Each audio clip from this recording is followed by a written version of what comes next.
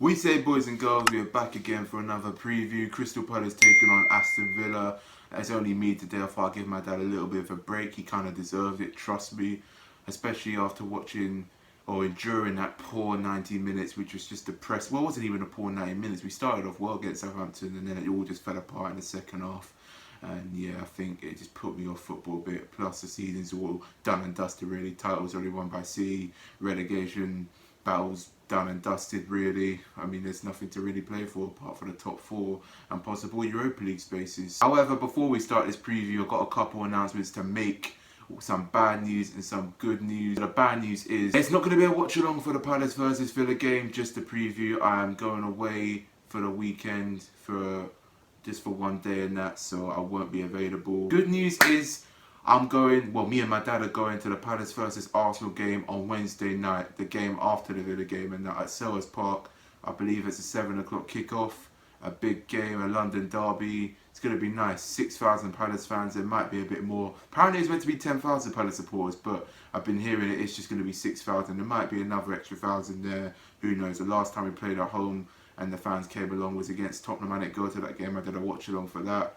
And there was about 5,000 Palace fans there, surprisingly, but I actually thought it was 2,000, so they upped it a bit. Still, they definitely looked like it was 5,000 if you were watching on the TV. So really, really pleased to hear that I'm going to the game. Me and my dad are just about got tickets as well. Really happy. It's going to be my first vlog in nearly 15 months. How long that's been. I mean, going into this game, 2 wins out of the last 6, losing 4 of them.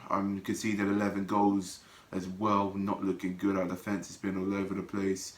The team has just, you could say, on the beach. I mean, the only teams we could beat are West Brom and Sheffield United, who have already been relegated, and that's our limit right now. We can't even beat anyone in the top 10, top 4. Can't even beat certain teams around us, like Southampton. Do you know what I'm saying? Like Leeds United, judging our recent fixtures when we have played them, and that, with all due respect, we've got the worst goal difference in the Premier League, and that. Outside the bottom 3, obviously all the bottom 3 have already been relegated with 3 or 4 games to go for the first time in over a decade at least. Sheffield United, West Brom and Fulham all getting relegated. Fulham most recently relegated a few days ago when they lost at home to Burnley. Teams are going to be on the beach. The only thing they've got to play for is the top 10 finish overall and that as well. Got the oldest squad in the Premier League. I mean, I think our youngest player, I believe, is Tyreek Mitchell. And the other youngest is Abire Eze. And I think we got Nathan Ferguson, who hasn't even played a game for us. We've only got 3 bits of young blood. We need some young blood in the summer. I've got a few players that in mind that we could sign. I'm going to do a video on that soon, so stay tuned for that. But it's not good enough. We haven't improved. We haven't learned from our mistakes. We haven't invested enough to make the squad, have a bit of young blood in the team. We haven't put a load of youth players through. It's not really good, and it's really putting our club on the line and giving ourselves a bad reputation. Plus putting 50 million into the academy, and we haven't even gained anything from it. We haven't even gained any players coming through the ranks. We haven't gained any Wan-Bissakas, for Christ's sake. Do you know what I'm saying? So who knows if we're going to get a player like that next season. I think Roy needs to put some young blood into the team between now and the end of the season. Just start bringing them on. Just have them on the bench. Just get the confidence up. Bring them on with like 50 minutes to go. See how they're doing it. He's got to do that, surely. Plus the fans coming back. The pressure is really going to be on. And looking at it as well, this team this season have conceded 58 goals in the Premier League this season and counting, because it's probably going to be a load more to come with the fixtures such as Villa, Arsenal and obviously Liverpool coming up next. Our last 3 fixtures at the end of the season. I mean, this is probably one of the worst Crystal Palace teams we've had to endure watching since that 16-17 season when Alan Pardew was last in charge. I mean, he obviously got sacked that year as well. We had one of the most unfittest squads in the Prem, shipping a load of goals, losing badly, just we're all over the place. The thing is, I mean, looking at it this season, you could say Roy's done well with the players he's got, with the age of the squad.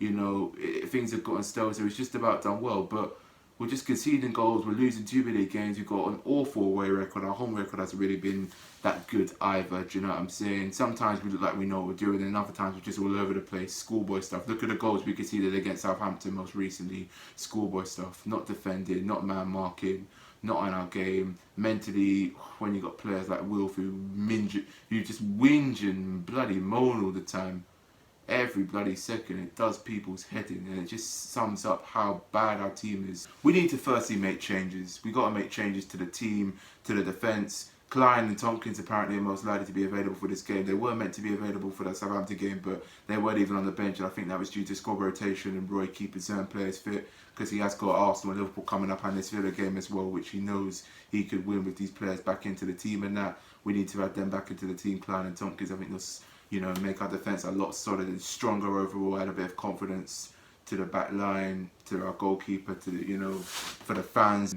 Hopefully just be blessed to have them back there, because they know that they are better than certain players in the team. He played against Southampton, who need to be dropped like Joe Ward and Scott Dunn in defence. Very sloppy. You could tell Dan's getting on a bit. He's not up to speed with the Prem. Joe Ward was just all over the place. Defensively, didn't have a clue. I mean, there was one goal, the first goal, which was a soft goal. It was a cross from his side. He wasn't even marking Nathan Redmond, and Danny Ings just scores. Couple touches, puts it away, and Joe Ward wasn't closing Redmond down quicker. It said it all, really, really poor. I mean, overall, there were certain other players that going forward, like Zaha, need to be dropped. I think the only thing he did against Southampton was win that penalty, and I mean, we still missed it. And then Southampton 2 minutes later come out in the second half and make it 2-1, and then they score with 50 minutes to go after us missing 2 clear-cut chances. You could just tell it wasn't our day. It was just really going to be one of them Palace days where we just dominate, not take our chances, and the other team punish us. And that's exactly what happened. It's just like the Leicester away game a few weeks ago, all over again. I mean, the question you got to ask, are the players playing for the club, the manager? I mean, look at it. They know Roy's going at the end of the season, which I'm going to get onto in a few minutes, maybe in another video. Plus, the fact that half the squad's out of contract, Benteke, Wickham, Van Aanholt, Scott Dan, Hennessy, I can go on and on and on. Do you know what I'm saying? That are they going to give it a all for the fans? They know they're going to be out in a month's time. Do you think they're going to care? I mean, they're going to go to another club, earn a bit more money maybe. Do you know what I'm saying? Some maybe even retire. They ain't going to give it a all. They know they're safe. We can't go anywhere. We're unlikely to get top 10. We're not going to be going down. We're just going to be stuck in the mid-table. I think the only time they're going to give it all is possibly the Arsenal game, because the fans are going to be there, and the fans will put the players under immense pressure if they don't perform and if they're just all over the place. Like when we lost at home, like some of the home results we've had this season where it's just been poor and just not turned up and just don't care. It's like a training game to us, if you know what I'm saying. The Liverpool 7-0, the 1-1 with Brighton, the 4-1 loss to Chelsea, games like that. I think fans know, the Palace fans know that the players should even know that they can't perform like that on Wednesday night against Arsenal, or else we'll get punished and the fans will turn on them, because it's been a dreadful season, a real poor season, really disappointed. We started so well, and in typical Palace, just being up and down, inconsistent, having horrific and horrendous results. I mean, what else can I say? It's just changes have to be made in the summer. If we don't do them fast, we're going to be in deep trouble. So moving on to Aston Villa. Now, obviously, 2 wins in their last 11. 10 of them games without, I should say, star man Mr. Jack Grealish. Now, he's only recently come back into the team. He played about 15 minutes coming on as a sub against Everton a few days ago when they drew 0-0 at home. I mean, let's be real right now. They went from like a possible, they went from possibly finishing in the Champions League, or Europa League, to falling outside the top 10. Now, mathematically, they could still get Europa League and obviously top 10, so they got a bit to play for.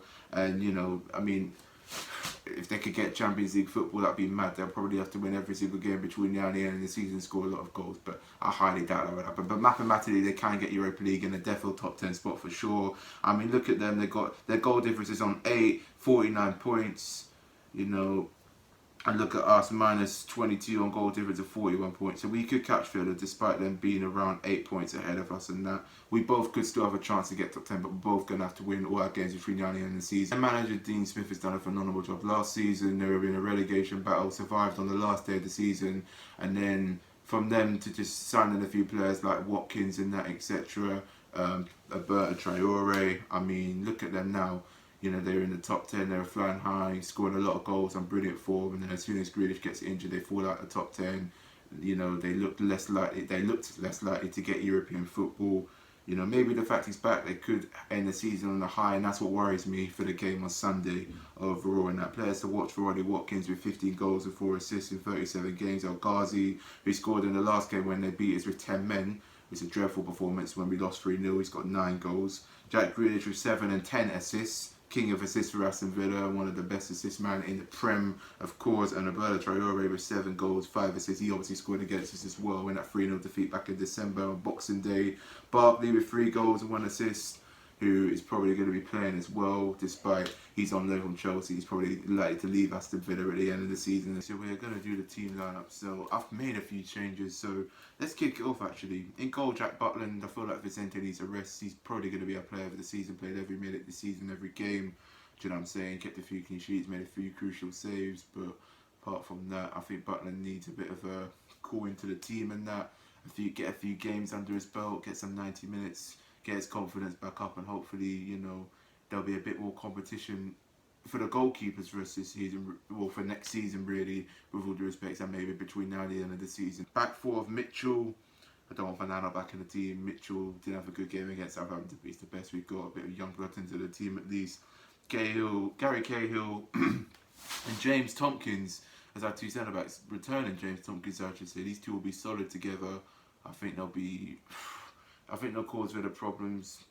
You know, just keeping players like Jack Grealish and Watkins away from goal, just being solid, just marking them properly, controlling the back line. You know, communicating with the team, forcing the team to defend in that. You know, as a unit properly and solidly in that. Do you know what I'm saying? Right back, the return of Nathaniel Klein as well.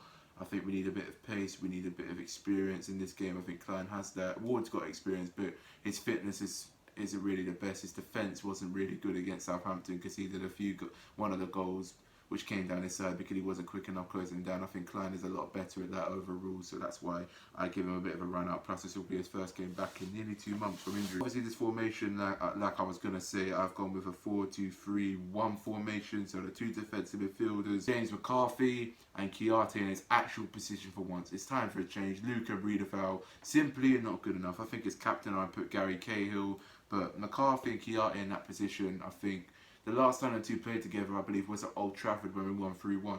If we play them two today, I think overall, you know, they really make the defence, you know, feel a bit more comfortable and confident as a back four. You know, they would prevent us from conceding goals. They would be lobbing balls up the pitch. They'd just be there. They'd just be solid, hard to compete within the midfield and get past if you're someone like Jack Grealish or a Ghazi or something. I've gone with Schlupp on the left and Townsend on the right, and Eze in his actual position. If we actually can play him and can he give him the ball, and if he receives the ball well and does incredible runs like the goal he scored recently away at Sheffield United at Bramall Lane, I think he'll do well. And up front, Benteke. Benteke's been on form. He's been scoring goals for us recently, 2 in his last 2. Both away to Sheffield United and away to Southampton as well. If we could get the balls into the box, the way his confidence right now, he's on fire, and I think he'll get at least a goal, possibly against Villa. No Sahara in the side, like I said, doesn't work hard enough, doesn't give 90 minutes. His attitude, his laziness, you know, he's not a team player. I find him very arrogant, you know, very disrespectful recently. It's just not been there mentally. His head's not in the game, and I think he needs to be dropped to teach him a lesson, to give him a wake-up call. And I think he'll most likely play in the next game after that, which is at home to Arsenal when the fans are going to be back, and that's when we'll see how he'll respond and take to being dropped if this does go ahead. You know what I'm saying? If it did, I think it would be a brilliant thing for the team. I think it'll be a wake-up call to Wilf, it'll be a wake-up call to Roy as well, for finally biting a bullet, and it's taken him long enough this season to figure it out. So yeah, let's hope that happens, because I think the team need it, and I think it'll be a good thing for the club going forwards, if you know what I mean. Before we end this video as well, I'm going to do my predictions quickly as well. So I'm going to go with a 1-1. I'm trying to be optimistic and positive. I don't think we'll win. I think Villa have a lot to play for. But if we can go with that team, if we can be strong, if we can play as a team, move the ball well, drop the players like Ayew, like Sahar, like Dana Ward, do a bit of Deadwood, haven't really been on form and just had a bit of a negative vibe to the team, and that overall just off it completely, and we go with a bit of positivity and experienced team that are bound to cause Villa some problems, that are bound to be solid, that are bound to give confidence, you know, for the fans, for the club, and going forward for next season and for the end of this season as well. Then we should get a point. I think we need a point in that, you know, we need just a good performance overall, good, you know, judging the way we handled that Southampton game, which was just no excuses, really poor, and just typical Palace all over again. So hopefully we can, realistically it looks like a draw, so that's my prediction of 1-1. If we win, that'll be a bonus. If we lose, same old Palace, we're just going to have to hope they respond at the Arsenal game when the fans are back. It's 2 home games back to back, first time that's happened in 2 months for us, so hopefully we'll give the team a bit of a boost. Do you know what I'm saying? Players step up as well.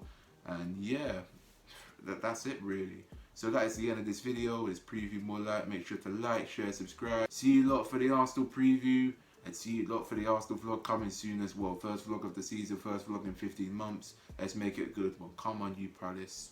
In a bit.